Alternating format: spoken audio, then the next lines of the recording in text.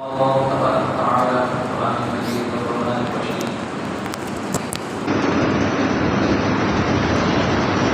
لله ما في السماوات وما في الأرض وإن تبدوا ما في أنفسكم أو تخفوه يحاسبكم به الله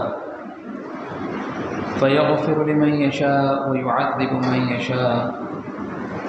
والله على كل شيء قدير.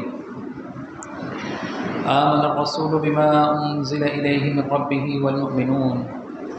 كل آمن بالله وملائكته وكتبه ورسله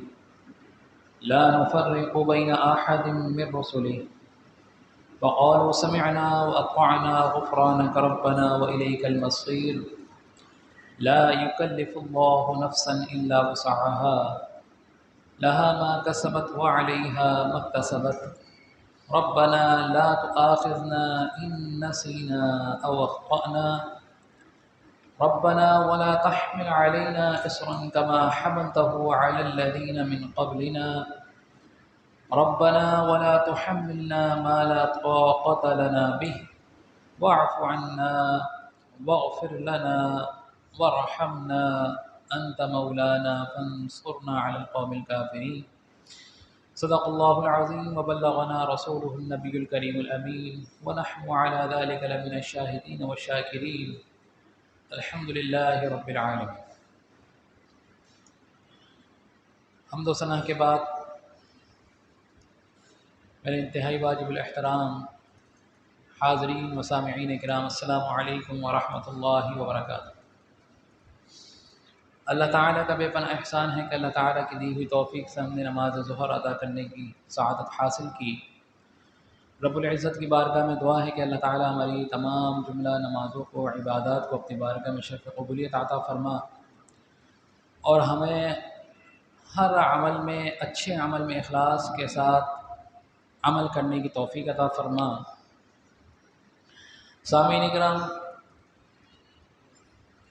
یہ ہفتہ وار درس قرآن کا سلسلہ جاری و ساری ہے۔ آج میں نے آپ کے سامنے جو آیات مبارکہ تلاوت کرنے کا شرف حاصل کیا، تیسرا پارہ سورہ بقرہ کا آخری رکوع ہے۔ الحمدللہ آج ہماری سورہ بقرہ کا جو سلسلہ ہے وہ اپنے اختتام پر ہو رہا ہے اور بے شمار احکامات ہم نے پڑھے۔ پچھلے ہفتے اور اس سے پچھلے ہفتے سود کے متعلق، تجارت کے متعلق احکامات ہم نے ذہن نشین کیے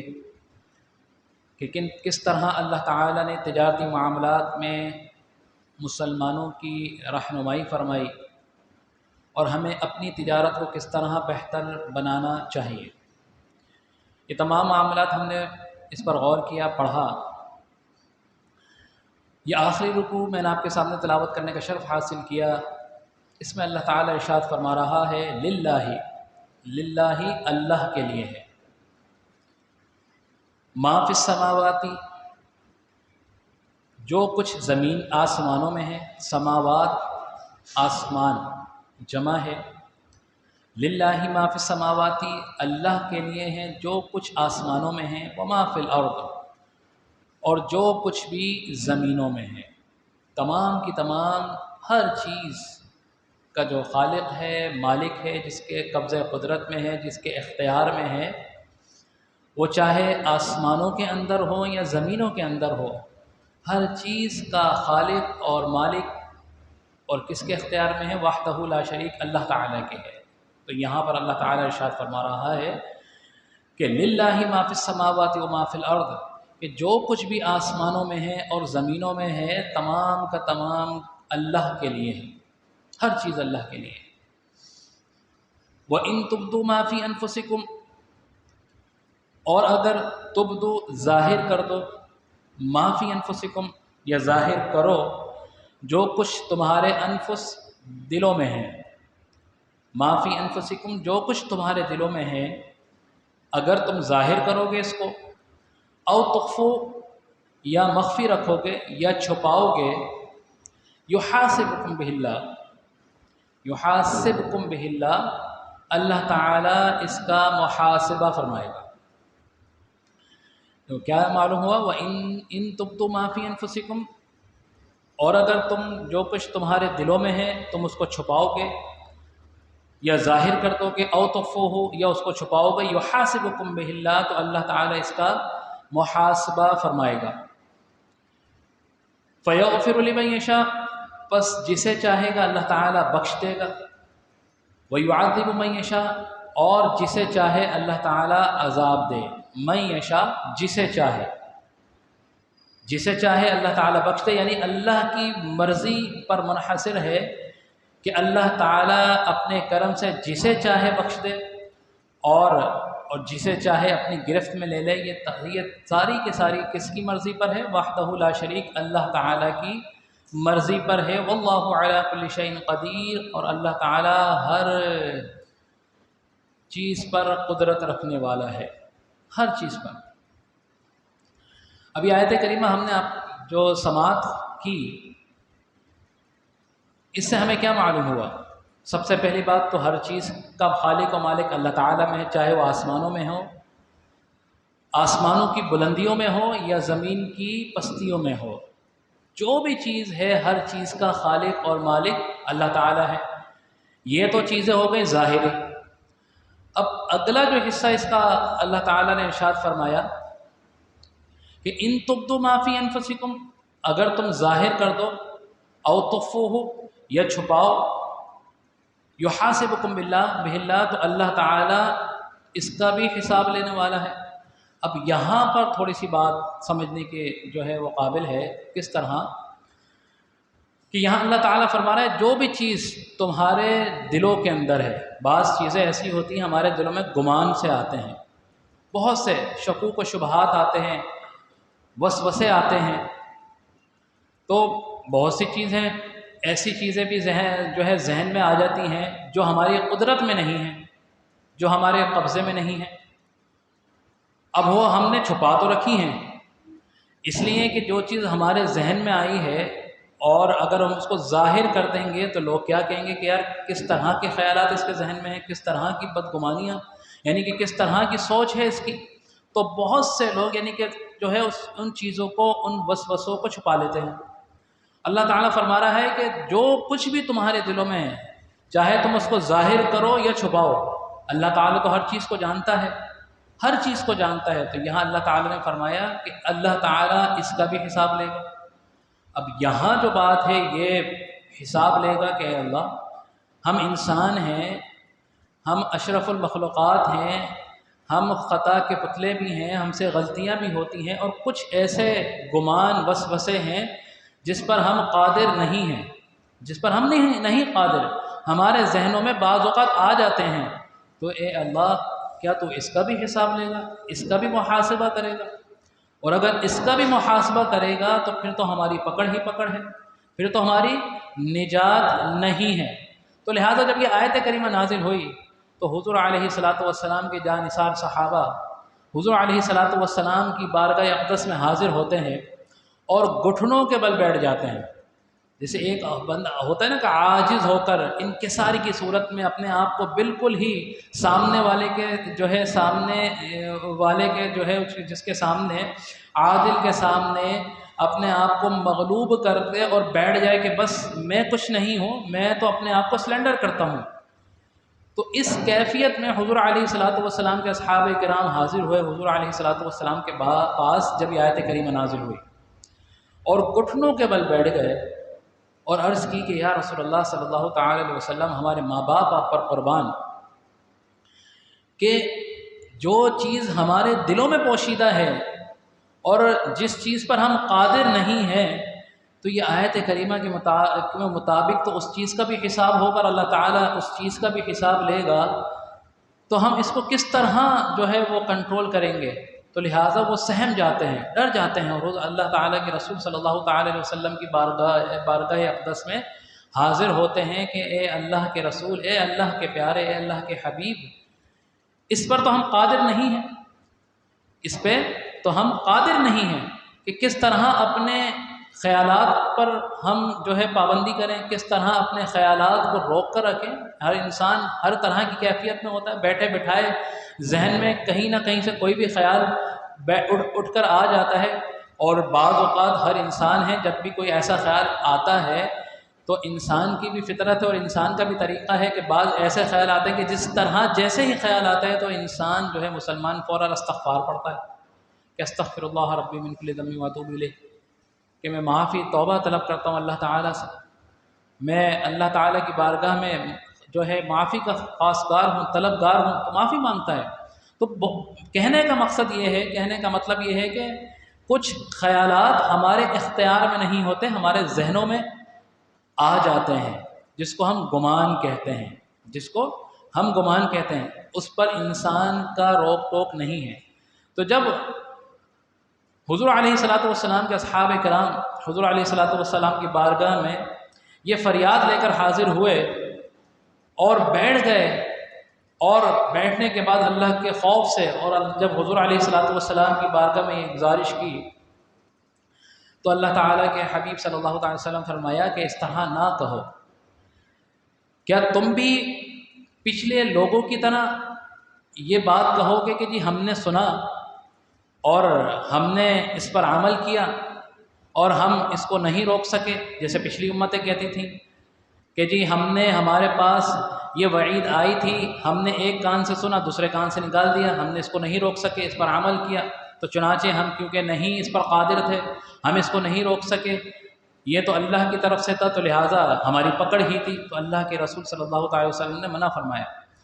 اور آپ نے فرمایا کہ نہیں، اس طرح نہ کہو، اللہ تعالیٰ کی طرح کہو کہ ہم نے سنا اور اللہ تعالیٰ کی اطاعت کی، یعنی کہ اے اللہ ہم نے یہ احکام سنا اور ہم غالب گمان کرتے ہیں اور اپنی استطاعت بروئے کار لاتے ہیں کہ ہم اس طرح کے معاملات کو بھی اس سے بھی دور رہیں گے، اس سے بھی دور رہیں گے۔ تو لہٰذا حضور علیہ والسلام نے اپنے اصحاب کو، جو بڑی پریشانی کے عالم میں حضور علیہ والسلام کی بارگاہ میں حاضر ہوئے، تو ان کی دلجوئی کی، فَيَغْفِرُ لِمَن يَشَاءُ وَيُعَذِّبُ مَن يَشَاءُ، تو اللہ تعالیٰ جسے چاہے بخش دے گا اور جسے چاہے عذاب دے گا، وَاللَّهُ عَلَىٰ كُلِّ شَيْءٍ قدیر، اور اللہ تعالیٰ ہر چیز پر قادر ہے۔ پھر آگے آیت میں اس کو انشاءاللہ مزید اسی نشست میں ڈسکرائب کریں گے۔ آگے اللہ تعالیٰ کیا ارشاد فرماتا ہے، آمن الرسول بما انزل الیہ من ربہ والمؤمنون، کہ ایمان لائے اللہ کے رسول، آمن الرسول، اللہ کا رسول ایمان لائے، بما انزل الیہ، اس پر جو بھی ان کی طرف بھیجا گیا، بما انزلہ نازل کرنے سے ہوتا ہے، بھیجنا ہو گیا، نازل فرمانا ہو گیا، بما جو کچھ بھی انزلہ نازل کیا گیا، الیہ ان کی طرف، یعنی کہ کس کی طرف، حضور علیہ والسلام کی طرف، الیہ ان کی طرف، من ربہ کس کی طرف سے، ان کے رب کی طرف سے۔ آمن الرسول ایمان لائے اللہ کے رسول، کس پر، بما انزلہ جو کچھ بھی نازل کیا گیا، اتارا گیا، الیہ کس کی طرف، حضور علیہ والسلام کی طرف، من ربہ کس کی طرف سے، من ربہ ان کے رب کی طرف سے، اللہ تعالیٰ کی طرف سے۔ اور پھر اللہ تعالیٰ نے فرمایا والمؤمنون، اور ایمان لائے مومنین، ایمان والے، اس بات پر جو اللہ تعالیٰ کی طرف سے، اللہ کے رسول کی طرف بھیجا گیا، اللہ کی طرف سے اللہ کے رسول بھی ایمان لائے اور اللہ کے مومنین بندے بھی اس بات پر ایمان لائے۔ اب پھر آگے اللہ تعالیٰ ارشاد فرماتا ہے کل آمنا، سب ایمان لائے، باللہ، ایمان مفصل آپ لوگوں نے پڑھی ہوگی، یاد بھی ہوگی الحمدللہ۔ اب دیکھیں ایمان مفصل کا اکثر حصہ اس آیت کریمہ میں اللہ تعالیٰ ارشاد فرما رہا ہے کہ اللہ کا رسول ایمان لایا، جو کچھ اللہ نے حضور علیہ والسلام پر نازل فرمایا، اور مومنین بندے بھی ایمان لائے، الحمدللہ ہم ایمان لاتے ہیں، جو کچھ بھی اللہ تعالیٰ نے اللہ کے رسول پر، ہمارے آقا مولا حضرت محمد مصطفیٰ صلی اللہ علیہ وسلم پر تعالیٰ نازل فرمایا، ہم ان تمام باتوں پر ایمان لاتے ہیں، ٹھیک ہے۔ پھر اللہ تعالیٰ اس کی تصدیق پر فرمایا کل آمنا، سب ایمان لائے، باللہ کس پر، اللہ پر، الحمدللہ اللہ پر سب ایمان لاتے ہیں۔ اللہ وحدہ لا شریک ہے، ہمارا پیدا کرنے والا ہے، ہمارا خالق ہے، ہمارا رب ہے، ہمیں پالنے والا ہے، ہمارے رفتہ رفتہ ہمیں بڑھانے والا ہے، ہم ایمان لاتے ہیں باللہ اللہ پر، و ملائکتہ اور اس کے فرشتوں پر، اس کے ملائکہ پر، اس کی ایک نوری مخلوق ہے جس کو فرشتے کہتے ہیں، جس کو ملائکہ کہتے ہیں، اور ہم اس پر بھی ایمان لاتے ہیں کہ وہ معصومین ہیں، معصوم ہیں، اور جو اللہ تعالیٰ جو ڈیوٹیز ان کے ذمے لگاتا ہے وہ اس کو جو ہے اللہ تعالیٰ کی اطاعت کرتے ہیں، بجا لاتے ہیں، وہ خطا سے پاک ہیں۔ وَكُتُبِهِ، اور اللہ تعالیٰ کی کتابوں پر، کتب کتابوں کی جمع ہے، ہم ایمان لاتے ہیں کتابوں پر۔ اللہ تعالیٰ نے کتنی کتابیں نازل فرمائیں؟ 4 کتابیں نازل فرمائیں۔ کون کون سی؟ توریت، زبور، انجیل اور قرآن پاک۔ یہ 4 کتابیں ہیں جو اللہ تعالیٰ نے نازل فرمائی۔ ہم سب پر ایمان لاتے ہیں، کس اس میں وے میں کہ اللہ تعالیٰ کی طرف سے یہ کتابیں نازل کی گئیں، ہم اس پر ایمان لاتے ہیں۔ لیکن ہمارے لیے جو کتاب نازل کی گئی وہ کون سی ہے؟ قرآن پاک ہے، جس کے ہر حکم پر ہم ایمان لاتے ہیں، جس کے مطابق ہم اپنی زندگی بسر کرتے ہیں، اور انشاءاللہ الکریم آگے کریں گے بھی، کیونکہ یہ کیا ہے؟ یہ راہ ہدایت ہے، یہ ہدایت کا راستہ ہے، ہم ایمان لاتے ہیں۔ اب آج کے دور میں اگر دیکھیں تو ہم نے کیا کہا کہ جو کچھ اللہ کی طرف سے نازل ہوا، اتارا، تو یہ 4 کتابیں اللہ کی طرف سے نازل ہوئیں، توریت، زبور، انجیل اور قرآن پاک۔ لیکن قرآن پاک کو چھوڑ کر یہ جو پچھلی 3 کتابیں ہیں، کیا آج کے دور میں یہ آج اپنی اصل حالت میں موجود ہیں؟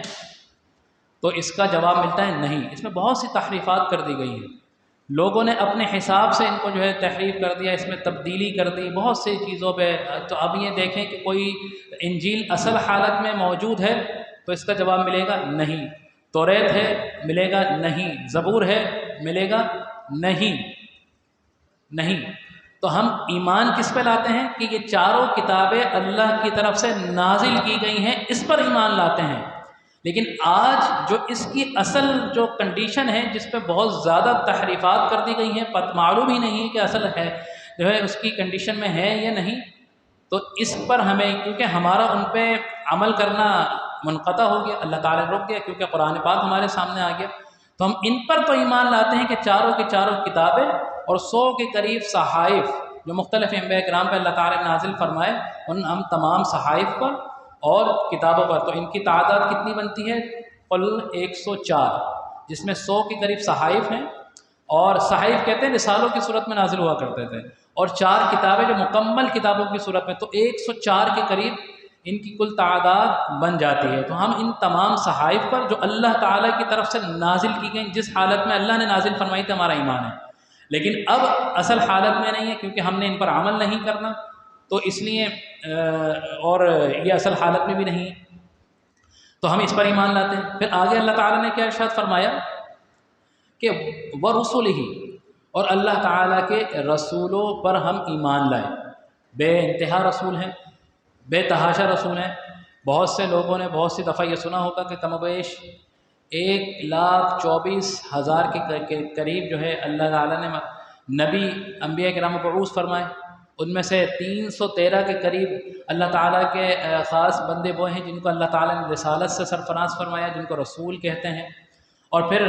ہم ان سب پر ایمان لاتے ہیں 1,24,000۔ لیکن ایک چیز جو ذہن میں رکھنے والی ہے کہ 1,24,000 جو ہم کہتے ہیں نا، تو وہ یہ مختلف طرق سے ہمیں یہ بات ملتی ہے کہ 1,24,000 کے قریب ان کی تعداد ہے، لیکن یہ کیا اصل یہی تعداد ہے؟ اس کے بارے میں ہمیں جو ہے مختلف روایتیں ملتی ہیں۔ کچھ کہتے ہیں کہ یہ تعداد 1 لاکھ سے کہیں 1,24,000 سے کہیں زیادہ ہے، بعض جگہ ہمیں ملتا ہے کہ یہ اس سے کہیں کم ہے، یہ ہزاروں میں ہے۔ تو اب ہمارا کیا ایمان ہونا چاہیے؟ ہمارا کیا اس پر کس طرح ہمیں اس کو ڈسکرائب کرنا چاہیے؟ تو ہمیں یہ کہنا چاہیے بحیثیت مسلمان، بحیثیت مومن، اللہ کے بندہ، کہ ہمارا یہ اس بات پر ایمان لانا چاہیے کہ جتنے بھی نبی اور جتنے بھی رسول اللہ تعالیٰ نے دنیا میں مبعوث فرمائے، چاہے وہ 1,24,000 ہوں، چاہے وہ 1,24,000 سے کم ہوں، چاہے وہ 1,24,000 سے زیادہ ہوں، ہم تمام پر ایمان لاتے ہیں۔ اب اس پہ کیا بات، اس سے کیا ہوگا کہ اگر آپ نے فکس تعداد جو ہے مقید کر دی کہ جی 1,24,000 ہے، انبیاء کرام جس پر ہم ایمان لائے، اور انبیاء کی تعداد 1,24,000 سے کہیں زیادہ تھی، تو اب کیا ہوا کہ آپ نے تو یہ کہہ دیا ہم 1,24,000 پر ایمان لائے، اب اس سے جو اوپر تھے ان پر کیا آپ ایمان نہیں لائے؟ کیونکہ ہم نے تو قید کر لیا کہ 1,24,000۔ اللہ تعالیٰ نے یہاں تعداد دی نہیں، اللہ تعالیٰ نے کہا ورسلہ، اور اس کے رسولوں پر، جتنے بھی رسول اللہ تعالیٰ اصل تعداد اللہ تعالیٰ بہتر جانتا ہے، اور اللہ کے بتانے سے اللہ کا رسول بہتر جانتا ہے، ہمیں نہیں معلوم۔ تو ہمارا کیا کہنا ہے، اور ہو سکتا ہے کہ وہ تعداد 8-10 ہزار کے قریب ہو، ہمیں نہیں معلوم۔ اب اگر تعداد 8-10 ہزار ہے اور ہم یہ کہہ رہے ہیں 1,24,000، تو کیا ہوا، جو غیر نبی تھے ہم نے ان کی بھی نبوت کی تصدیق کر دی کہ جی 1,24,000، 8,000 تھے یا 10,000 تھے، تب اس سے زیادہ 1,24,000 پورا کرنے کے لیے ہم کہاں سے؟ تو اب کیا ہوا کہ 1,24,000 کی تعداد اگر ہم نے فکس کر دی، اگر تعداد کم تھی تو جو نہیں تھے ان پر بھی ایمان لے آئے، اور جو تعداد اگر زیادہ تھی، جو برحق تھے ان پر ہم ایمان نہیں لائے، تو اس سے کیا ہوگا کہ یہ ایمان ہمارا مفصل نہیں ہوگا۔ تو ہمارا کیا عقیدہ ہونا چاہیے، ہمارے کیا ذہن میں ہونا چاہیے، اور ہمیں کیا یاد رکھنا چاہیے کہ کم و بیش، یعنی کم بھی اور زیادہ بھی 1,24,000، کہ اے اللہ جتنے بھی نبی، جتنے بھی رسول تو نے دنیا میں مبعوث فرمائے، ان کی اصل تعداد تجھے معلوم ہے، اور تیرے بتانے سے تیرے محبوب کو معلوم ہے۔ ہم تمام نبیوں پر، انبیاء کرام پر اور تمام رسولوں پر تیری تعداد کے مطابق جتنے بھی ہم تم پر سب پر ایمان لاتے ہیں، سب کی تصدیق کرتے ہیں۔ تو کیا ہونا چاہیے، ہمارا اس طرح کہنا ہونا چاہیے کہ تعداد کم ہو یا زیادہ ہو، جتنے بھی تو نے نبی مبعوث فرمائے ہیں ہم سب پر ایمان لاتے ہیں، ہمارا یہ عقیدہ ہونا چاہیے۔ پھر اللہ تعالیٰ آگے ارشاد فرما رہا ہے وَكُتُبِهِ وَرُسُلِهِ، یعنی کتابوں پر بھی اور اللہ کے رسولوں پر بھی۔ اب رسولوں میں اللہ تعالیٰ نے خود ارشاد فرمایا کہ بعض کی فضیلت ہم نے بعض سے زیادہ رکھی، تِلْكَ الرُّسُلُ فَضَّلْنَا بَعْضَهُمْ عَلَى بَعْضٍ مِنْهُمْ مَنْ كَلَّمَ اللَّهُ وَرَفَعَ بَعْضَهُمْ دَرَجَاتٍ، کہ وہ رسول ہیں کہ جن کو بعض پر ہم نے بعض پر فضیلت دی، بعض کو فضیلت ایسی دی کہ بعض کو ہم نے گویائی کی فضیلت دے دی، بعض کو ہم نے معراج کرا دی، بعض کو کوئی فضیلت دے دی۔ تو اللہ کے رسول نے اپنے رسول اعظم کو مختلف فضیلتوں سے نوازا، اور اس کی جو ہے حکم، اس کا اشارہ، اس کی بات کی تصدیق اللہ تعالیٰ خود قرآن میں فرما رہا ہے کہ رسولوں کو اللہ تعالیٰ نے بعض کو بعض پر فضیلت دی کسی بھی طرح سے۔ پھر اللہ تعالیٰ ارشاد فرماتا ہے لا نفرق بین احد من رسله، اور ہم نہیں فرق کرتے کسی بھی رسول میں، یعنی کہ ہم لا نفرق، کسی بھی رسول کو ماننے میں کسی قسم کو کوئی فرق ہم نہیں کرتے، ہمارا تمام پر ایمان ہے، ہم تمام کی تصدیق کرتے ہیں جتنے اللہ نے مبعوث فرمائے۔ وقالوا سمعنا واطعنا، اور انہوں نے کہا سمعنا، ہم نے سنا، واطعنا، اور ہم نے اطاعت کی، غفرانک، اے ہمارے رب ہماری بخشش فرما، ہمیں معاف فرما دے، ربنا، اے ہمارے رب، والیک المصیر، اور ہم تیری ہی طرف لوٹ کر آنے والے ہیں، ہم تیری ہی طرف لوٹ کر آنے ہیں۔ اب اس میں بہترین طریقہ اللہ تعالیٰ مسلمانوں کو اللہ تعالیٰ اپنی بارگاہ میں رجوع کرنے کی طرف بھی بتا رہا ہے کہ اگر اللہ تعالیٰ کی بارگاہ میں رجوع کرو تو اس طرح کرو کہ اے اللہ ہم عاجز ہیں، ہم تیری بارگاہ میں مدد کے طالب ہیں، اور ہم تیری ہی اطاعت کرنے والے ہیں، اور ہم تیری ہی طرف لوٹ کر آنے والے ہیں، تو ہماری بخشش فرما۔ لا یکلف اللہ نفسا الا وسعها، اب وہ جو بات تھی کہ اللہ تعالیٰ جو دلوں میں بھی بات ہوگی اس کا بھی محاسبہ فرمائے گا، جب وہ بات نازل ہوئی اور اللہ کے اصحاب کرام حضور علیہ الصلوۃ والسلام کی بارگاہ میں حضور کے اصحاب کرام حاضر ہوئے، تو پھر اللہ تعالیٰ نے ان کی اس عاجزی اور انکساری جب انہوں نے پیش کی، تو اللہ تعالیٰ نے آگے اس آیت کو ارشاد فرمایا کہ لا یکلف اللہ نفسا الا وسعها، کہ اللہ تعالیٰ مکلف نہیں کرتا، مکلف نہیں فرماتا کسی بھی جان کو الا وسعها، کہ اس کی طاقت سے زیادہ، یعنی کہ جتنی اس کی طاقت ہوگی، جتنی اس کے اندر صلاحیت ہوگی، اللہ تعالیٰ اس میں اتنا ہی وزن، اتنی ہی آزمائش میں مبتلا کرے گا، اس سے زیادہ انسان کو، مسلمان کو کسی آزمائش میں مبتلا نہیں فرمائے گا، یہ اللہ تعالیٰ کا ارشاد۔ تو اللہ تعالیٰ نے فرما دیا کہ پریشان ہونے کی ضرورت نہیں ہے، اللہ تعالیٰ ہر انسان پر اتنی ہی آزمائش ڈالتا ہے کہ جتنی آزمائش میں اللہ تعالیٰ نے اس میں آزمائش جھیلنے کی طاقت رکھی ہوتی ہے۔ تو اب اس آیت سے ان لوگوں کی طرف بھی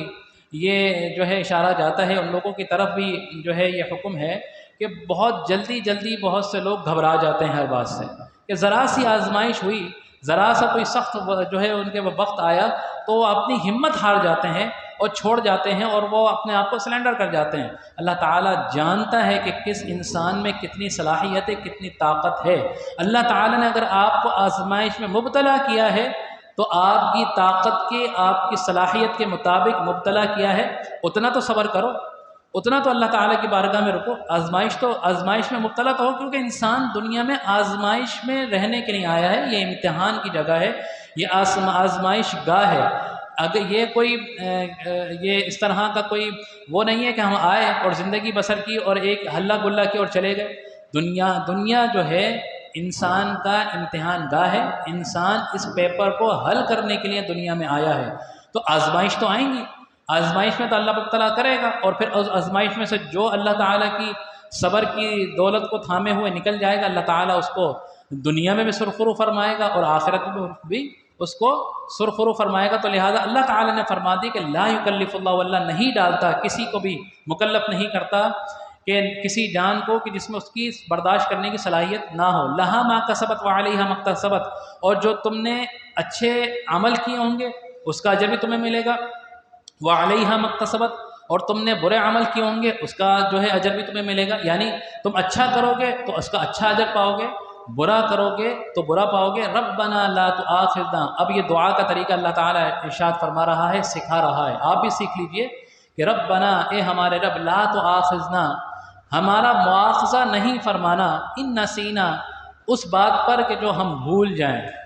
اگر ہم بھولے سے کر لیں، ان نسینا، اس بات پر، او اخطانا، یا ایسی کام جو ہم غلطی سے کر جائیں۔ کوئی خطا بھی انسان سے ہو جاتی ہے کہ اللہ غلطی ہو گئی، تو اللہ تعالیٰ انسانوں کو، مسلمانوں کو بتا رہا ہے کہ جب بھی اس طرح کی کوئی بات ہو جائے تو تمہارا طریقہ کیا ہونا چاہیے؟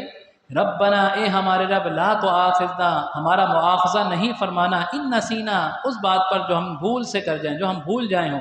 او اخطأنا، یا وہ بات جو ہم نے خطاً کسی غلطی سے کر دی ہو، خطا کی صورت میں کر دی ہو، تو اس پہ ہمارا مواخذہ نہیں فرمانا۔ ربنا، پھر ارشاد فرماتے اے ہمارے رب، ولا تحمل علینا، ہم پر نہ ڈال، تحمل، ہم پر نہ ڈال، علینا، اسرن، بھاری بوجھ، یعنی اسرن، ایسا بھاری بوجھ ہم پر نہ ڈال، کما حملتہ علی الذین من قبلنا، ایسا بوجھ کہ جو تو نے ہم سے پچھلے لوگوں پر ڈالا تھا، ہم سے پچھلے لوگ۔ اب یہ جو الفاظ ہیں وہ جو پہلی للہ ما فی السماوات وان تبدوا ما فی انفسکم وتخفوہ یحاسبکم بہ اللہ، یہ اس کا جواب ہے کہ اللہ تعالیٰ سے دعا فرمائیے کہ اللہ تعالیٰ ایسا بوجھ نہ ڈال ہم پہ۔ یہ بھی بوجھ ہے نا کہ انسان اگر کسی بات کا گمان کر لے، برا خیال آ جائے، اگر اس پہ پکڑ ہو جائے تو پھر کوئی انسان نہیں بچ پائے گا۔ تو لہٰذا اس بات کی طرف اللہ تعالیٰ اس طرح ارشاد فرما رہے کہ تم دعا کرو اللہ تعالیٰ کی بارگاہ میں کہ اللہ ایسا بوجھ نہ ڈال ہم پر جس کو ہم برداشت نہ کر سکیں، اس طرح کا جو تو نے ہم سے پچھلے لوگوں پر ڈالا تھا، من قبلنا ربنا ولا تحملنا ما لا طاقت لنا به، اور ہم پر ایسا بوجھ نہ ڈال جس کی اٹھانے کی طاقت ہم نہ رکھتے ہوں، واعف عنا، اور ہمیں معاف فرما، واغفر لنا، ہماری بخشش فرما، وارحمنا، اور ہم پر رحم فرما، انت مولانا، تو ہمارا مولا ہے، تو ہمارا مددگار ہے، تو ہمارا پالن ہار ہے، وانصرنا، اور ہماری مدد فرما، علی القوم الکافرین، ان کفار سے بروئے کار ہونے کے لیے، وانصرنا، تو ہماری مدد فرما۔ تو اللہ تعالیٰ یہاں پر انسانوں کو مسلمانوں کو دعا کا طریقہ بھی بتا رہا ہے کہ تمہارا کیا طریقہ ہونا چاہیے۔ عاجز و انکساری کی صورت میں اللہ تعالیٰ کی بارگاہ میں حاضر ہو جائیں اور اللہ سے دعا کریں کہ اللہ تعالیٰ جانے انجانے میں ہم سے کسی قسم کی بھی کوئی غلطی ہو گئی ہو،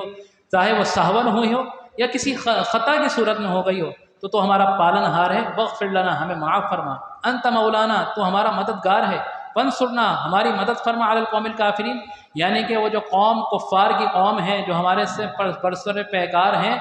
اسلام کی وجہ سے ان پر ہمیں غالب فرما، ان کو ہمارے سامنے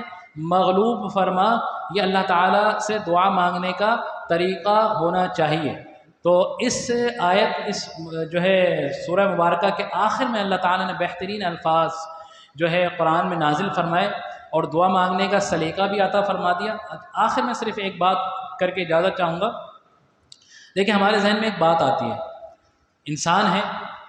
اچھا بدگمانی نہیں کرنا چاہیے، یا ایھا الذین آمنوا اجتنبوا کثیرا من الظن ان بعض الظن اثم، کہ اے ایمان والو اجتنبوا اجتناب کرو من الظن بدگمانیوں سے، برے خیالات سے، ان بعد الظن اسم کہ بہت سی بدگمانیاں گناہ ہیں، بہت سی بدگمانیاں گناہ ہیں، اللہ تعالیٰ خود ارشاد فرماتا ہے۔ تو اب یہاں پر دیکھیں انسان کے ذہن میں بعض اوقات خیال آتا ہے، وسوسے آ جاتے ہیں، تو ہوتا کیا ہے کہ کوئی ایسا خیال آ گیا کہ ہم جیسے ہی خیال آیا ہم نے لاہور پڑھی، استغفار پڑھی، اور اس سے ہم نے اپنے آپ کو دوسری طرف جو ہے اپنے جو ہے اس کی کیا کہتے ہیں ذہن کو دوسری طرف لگا لیا۔ اب بہت سے خیال کیسے ہوتے ہیں جو بار بار تکرار کی صورت میں آتے ہیں، ایک دفعہ آ گیا پھر آ گیا، پھر آیا پھر آیا، بار بار آتا ہے۔ یہ انسان کے ذہن کی کیفیت ہے جو بار بار اس کے دل میں بھی اس کے ذہن میں بھی آ رہے ہوتے ہیں۔ ایک خیال وہ جو ایک دفعہ آیا چلا گیا، ایک خیال وہ جو بار بار گھنٹی کی صورت میں بج رہا ہے، پھر ایک ایسا خیال آیا جو بار بار آیا ہمارے ذہن میں، اور پھر اس کو ہم نے کرنے کا ارادہ بھی کر لیا، کرنے کا ہم نے ارادہ بھی کیا۔ اب ایک ارادہ وہ ہے کہ آیا بھی، بار بار بھی آیا، کرنے کا ارادہ بھی کیا، لیکن ہم اس کو بروئے کار نہیں لاتے۔ کیوں؟ کہ ہم ڈرتے ہیں کہ یار اگر ہم نے اس کو کیا تو اس کی وجہ سے ہمیں یہ نقصان ہو سکتا ہے، ہم کسی کو نقصان تکلیف پہنچائیں گے تو اس کی صورت میں ہمیں بھی تکلیف ہوگی۔ بہت سے خیال آتے ہیں تو ہم اس کی وجہ سے رک جاتے ہیں۔ اور کچھ ایسا خیال ہوتا ہے کہ بعض اوقات ایسا خیال آتا ہے کہ جب وہ ذہن میں آتا ہے، بار بار آتا ہے، اور جب اس کی طرف اپنے ارادے کو مبذول کر لیتے ہیں اور اس کو کرنے کے لیے اپنا ارادہ بھی کر لیتے ہیں کہ نہیں ہم نے اس کو کرنا بھی ہے اور اب کرنا ہے، ہم نے نیت بھی کر لی، ہم نے ارادہ بھی کر لیا، قطع نظر اس کے کہ اب اس کا ہمیں نقصان ہو یا فائدہ ہو، ہم نے کرنا ہے، ہم نے کرنا ہے۔ اگر کسی کی دشمنی ہے، کوئی دشمن ہے، ذہن میں خیال آتا ہے یار اس کو مار دیں، لیکن دوسرے پل ہی ذہن میں نہیں یار نہیں مارنا چاہیے، اس سے ہم دور ہو گئے۔ اب وہ ذہن میں بار بار آ رہا ہے، نہیں یار یہ دشمن ہے، اس کو بار بار ذہن میں آ رہا ہے، نہیں اس کو مارنا ہے، نہیں مارنا ہے۔ اب ذہن میں خیال تو آ رہا ہے لیکن ہمارا ارادہ نہیں بنا۔ لیکن ایک وقت ایسا آیا کہ نہیں یار یہ دشمن ہے، اس کو مارنا ہے، اس نے مجھے بہت نقصان پہنچایا ہے، اس کو ماروں گا تو سکون ملے گا۔ اب کیا ہوا کہ آپ کے ذہن میں وہ ارادہ، وہ وسوسہ آیا، اس وسوسے کو ذہن نے ارادے کی صورت میں تبدیل کر دیا، وسوسے کو ارادے کی صورت میں تبدیل کر دیا۔ اب آپ کا ایک اسٹیج ایسا آیا کہ آپ نے اس کا خیال ذہن میں بنا لیا کہ یار اس کو مارنا ہے، لیکن ہمت نہیں ہو رہی۔ کیوں؟ کہ آپ کو پتہ ہے یار مار دوں گا تو پولیس پکڑ لے گی، اور پولیس نے پکڑ لیا تو قتل کی صورت میں 302 لگ سکتی ہے، اور ہو سکتا ہے عمر قید لگ جائے، یا قتل کی صورت میں مجھے بھی پھانسی چڑھا دیا جائے۔ تو اب رک گیا، اب نہیں کیا، کیوں کہ خوف تھا۔ لیکن اتنی دشمنی تھی، ایسا کوئی اس نے نقصان پہنچایا، اس نے کہا یار اس کو مار کے ہی دم دوں گا، اب چاہے تو میں پکڑا جاؤں یا چاہے نہیں پکڑا جاؤں، بچ گیا تو ٹھیک، نہیں بچا تو کوئی مسئلہ نہیں، میں نے اپنے آپ کو ذہنی طور پر تیار کر لیا ہے کہ میں اس کو قتل کر کے ہی رہوں گا۔ اب اس نے پکا ارادہ بھی کر لیا، پکا ارادہ کرنے کے بعد اپنے آپ کو تیار بھی کر لیا، اب اس کی طرف نکل بھی پڑا مارنے کے لیے۔ لیکن ہوا یہ کہ وہ جب آپ پہنچے تو وہ بندہ جس کو آپ مارنے جا رہے تھے وہ پہلے ہی کسی وجہ سے حادثاتی طور پر مر گیا، حادثاتی طور پر مر گیا۔ اب ہم یہ پڑھتے ہیں کہ اللہ تعالیٰ فرماتا ہے کہ جس نے اگر کوئی برائی کا ارادہ کیا تو اللہ تعالیٰ اس کی گناہ جب تک نہیں لکھتا کہ جب تک وہ برائی کر نہ لے، ایسا ہی ہے۔ اور اگر کسی نے نیکی کا ارادہ کیا تو اللہ تعالیٰ جب وہ نیت کرتا ہے، ارادہ کرتا ہے، تو ایک نیکی کا اجر اس کا اس وقت ہی دیتا ہے، اور جب اس پر عملی جامہ پہناتا ہے تو اس کو 700 سے لے کے 700 گنا تک اس کی نیکی کا عمل اور اجر اللہ تعالیٰ اس کے نامہ اعمال میں لکھ دیتا ہے۔ لیکن اب وہ قتل کے ارادے سے گیا، اس نے قتل نہیں کیا کیونکہ وہ تو پہلے ہی مر گیا، لیکن اس صورت میں اس کو گناہ ضرور ملے گا۔ اب آپ کہیں گے کیوں کہ اس نے تو کیا ہی نہیں، اس نے کیا نہیں کیونکہ وہ حادثاتی طور پر پہلے ہی مر گیا جس کو مارنے گیا تھا۔ لیکن آپ نے اس ارادے کو جو وسوسے کی صورت میں آیا تھا، اپنے ذہن کو قوی تر بنا کر اس ارادے کو پختہ کر کے اور اس کو پختہ عزم کا روپ ڈھالنے کے بعد اپنی نیت سے اس ارادے سے آپ نکل تو پڑے۔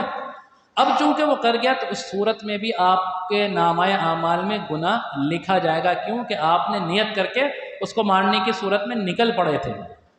نکل کی صورت میں پڑے تھے، وہ تو ایک حادثاتی طور پر چلا گیا۔ تو لہٰذا اس کنڈیشن میں بھی وہ جو کہتے ہیں نا بدگمانی نہیں کرنا چاہیے، گناہ ہے، تو ایسی بدگمانی نہیں کرنا چاہیے کہ جو وسوسے کی صورت میں ہے اور آپ دلی طور پر اس کو عزم کر لیں، دلی طور پر اس کو عزم کر لیں۔ اسی لیے کہا گیا حسد نہیں کرنی چاہیے، اسی لیے کہا گیا غیبت نہیں کرنی چاہیے، اسی لیے کہا گیا کینہ نہیں رکھنا چاہیے، کیونکہ یہ کیا ہوتا ہے، انسان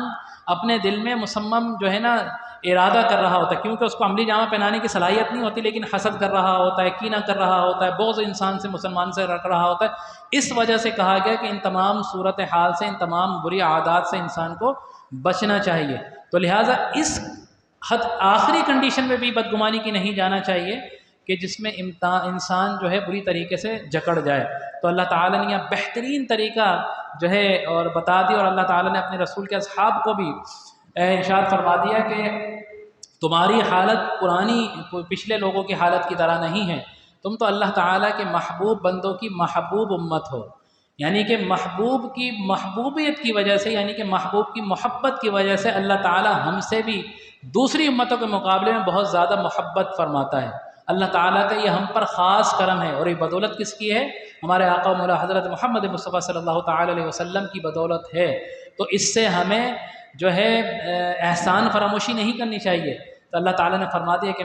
میرے محبوب کے بندو، اگر اس حالت میں آ جاؤ کہ تم سے غلطی سے یا بھولے سے اگر کوئی خطا ہو جائے تو اللہ تعالیٰ کی بارگاہ میں ہاتھ پھیلا لو، اور معافی مانگنے کا طریقہ بھی قربان جائیے کہ اللہ تعالیٰ اپنے محبوب کے بندوں کو خود ہی سکھا رہا ہے کہ ربنا لا تؤاخذنا ان نسینا او اخطأنا ربنا ولا تحمل علينا اصرا كما حملته على الذين من قبلنا ربنا ولا تحملنا ما لا طاقة لنا۔ تو یہ تمام کے تمام الفاظ اللہ تعالیٰ نے مسلمانوں کو سکھائے، اور اسی انداز میں سورہ بقرہ کی آخری رکوع ہے، آخری آیت ہے، اس کو آپ یاد کر لیجئے، اپنے بچوں کو سکھائیے، اپنے گھر والوں کو سکھائیے، اور اس طریقے سے اللہ تعالیٰ سے دعا مانگے جو طریقہ خود اللہ تعالیٰ فرما دے۔ تو اس کا مطلب ہے کہ یہ طریقہ اللہ تعالیٰ کی بارگاہ میں مجرب ہے اور یہ مقبول ہے، تو پورا کا پورا پرچہ ہی اللہ تعالیٰ نے خود حل فرما دیا۔ تو لہٰذا ہمیں صرف قرآن کی طرف